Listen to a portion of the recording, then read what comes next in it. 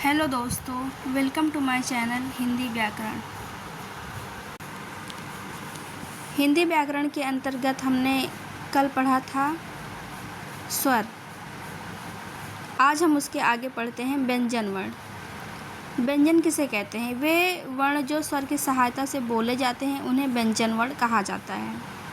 वे वर्ण जिनके उच्चारण में निकलने वाली वायु मुख में स्थित विभिन्न उच्चारण स्थानों को छूते हुए बाहर निकलती है, उन्हें हम व्यंजन वर्ण कहते हैं। उच्चारण स्थान कौन कौन से होते हैं? कंठ है, ओष्ठ है, दांत है मतलब दंती, वत्स मतलब मसूड़ा, मूर्धा, तालु और नासिका। व्यंजनों की संख्या कुल 33 मानी गई है। हिंदी वर्णमाला में कुल 33 व्यंजन है। इन 33 व्यंजनों को 3 वर्गों में बांटा जाता है। पहला है स्पर्श व्यंजन, दूसरा है अंतस्थ व्यंजन और तीसरा ऊष्म व्यंजन। स्पर्श, अंतस्थ और ऊष्म, यही तीनों भागों में कुल 33 व्यंजनों को बांटा गया है। स्पर्श व्यंजन वे व्यंजन जिनके उच्चारण में निकलने वाली वायु विभिन्न उच्चारण स्थानों को छूती हुई या स्पर्श करती हुई बाहर निकलती है, उन्हें स्पर्श व्यंजन कहा जाता है। अब हम स्पर्श व्यंजन को डिटेल में पढ़ते हैं। स्पर्श व्यंजन को ही वर्गीय व्यंजन और उदित व्यंजन भी कहा जाता है।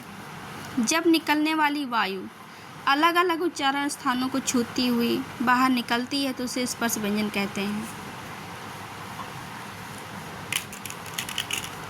का से लेकर माँ तक के 25 व्यंजन स्पर्श व्यंजन हैं। का से लेकर माँ तक, यहाँ तक,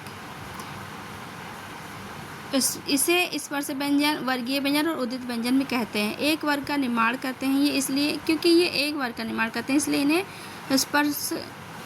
इन्हें वर्गीय व्यंजन कहा जाता है। 25 स्पर्श व्यंजनों को 5-5 वर्गों में बांटा जाता है तथा प्रत्येक वर्ग का नामकरण उसके प्रथम वर्ण के नाम पर किया जाता है। जैसे का, खा, गा, घा, अंगा।